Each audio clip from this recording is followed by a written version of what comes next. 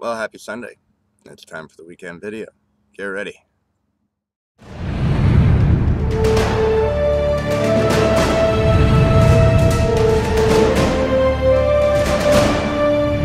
So, guess what? I'm going to go over another point that Jim Richards makes in his letter against Mike Williams in the Gospel. He says, then there is probably the most misunderstood and confusing paradox of all New Testament heresy. The law is done away. The only one making it confusing, let alone a paradox, is Jim in this letter. He's making it paradoxical. He's got a dualistic approach to the law.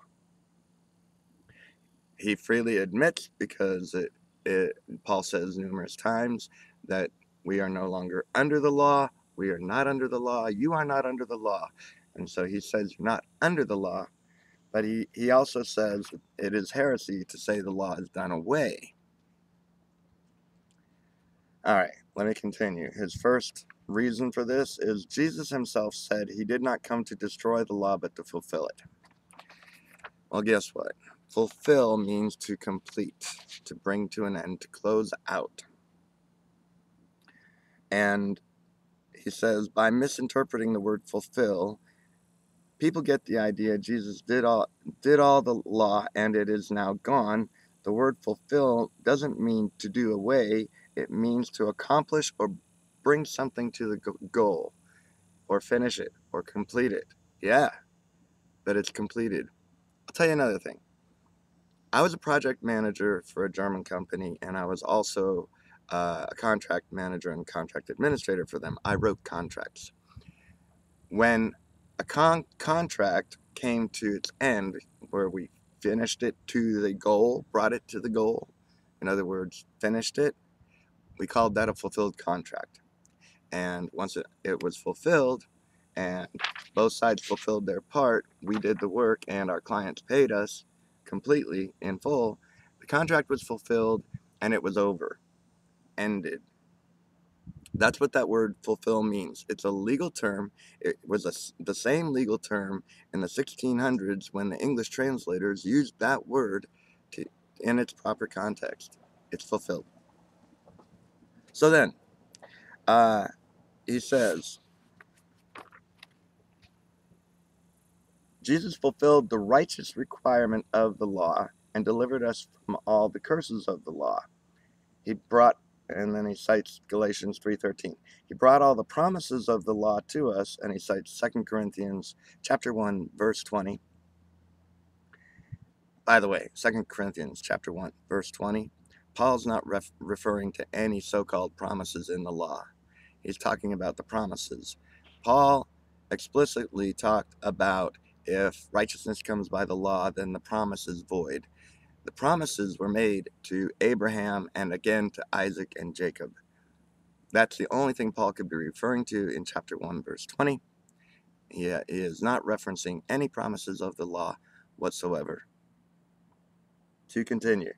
Then Jim says, since the promises are under the law, which I just told you, if the law is done away, so are the promises. No. But Jim is being dualistic here because he even knows Jesus said, not one jot or tittle of the law can pass away until all is fulfilled. So, Jim goes on here and says, Jesus was the true fulfillment of all the ceremonies, sacrifices, and rituals. So, Jim's saying that part of the law is fulfilled. That's done away with. They were all a shadow of the reality that took place on the cross in the heavenly Holy of Holies. All that is left of the law, partial fulfillment. Can't have one jot of it or tittle of it pass away without the whole thing passing away, which it is passed away. All that is left of the law after this, now we should treat one another, is how we should treat one another. In other words, your behavior, how you treat everybody else. You don't kill them. You don't rape or pillage or destroy them. You don't steal from them. All of that, 10 Commandment stuff. That's still in effect. he's being very dualistic here, and he is completely ignoring the words of Jesus Christ himself. You cannot have part of the law in effect without having the whole thing in effect. And if anything from the law passes, everything has to pass, which means it's not in effect. Okay, then he says in John chapter 1, verses 17 and 18, the law was given through Moses, but grace and truth came through Jesus Christ.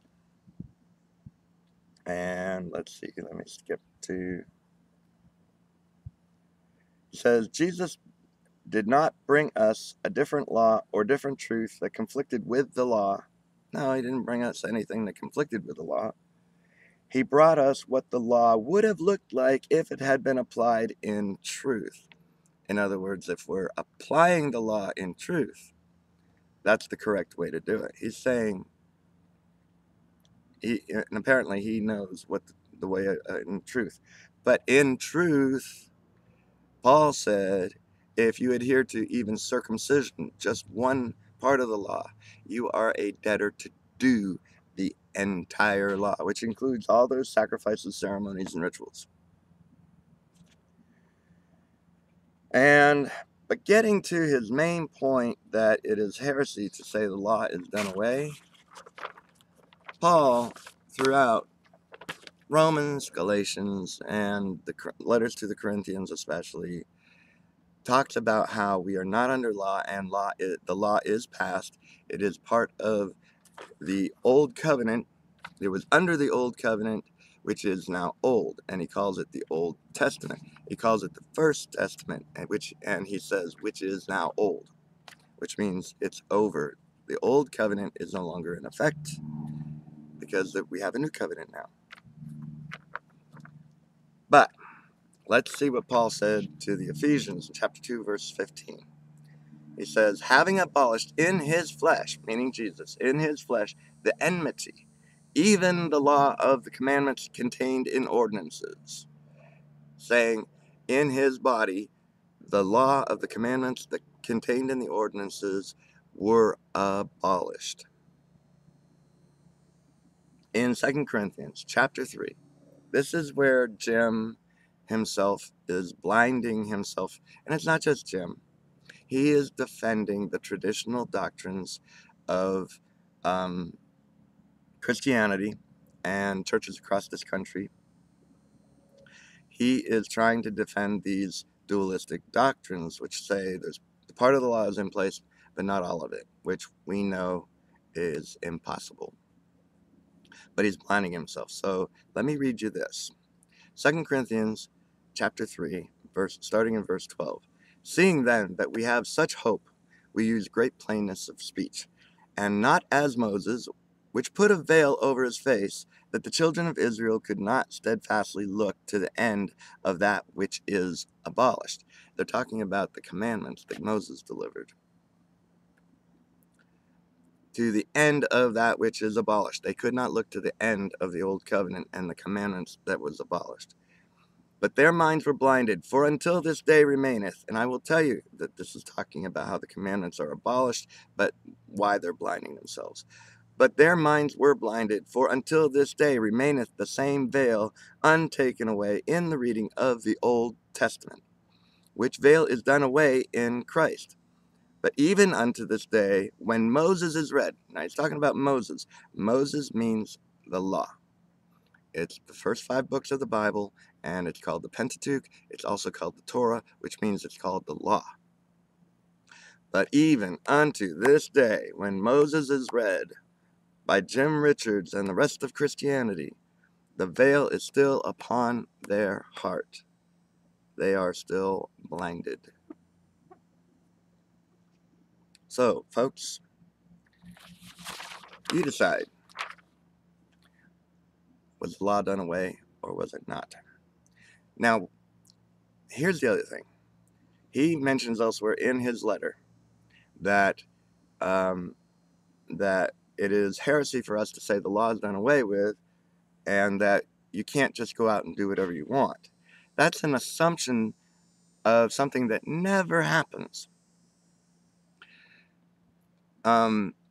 he says, because we realize we are no longer under that condemnation of the law and trying to obey it,